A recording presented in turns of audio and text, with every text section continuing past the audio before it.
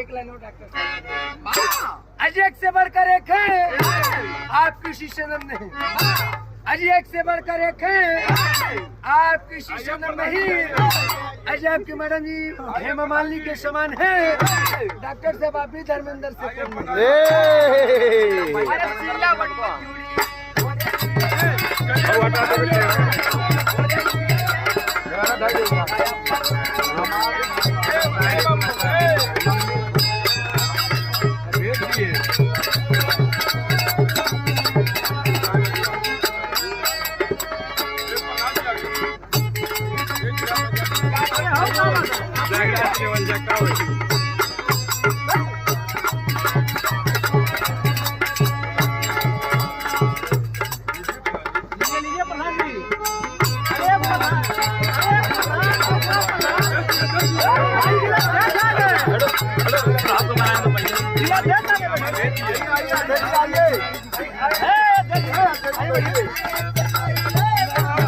doctor साहब रहुआ का पहले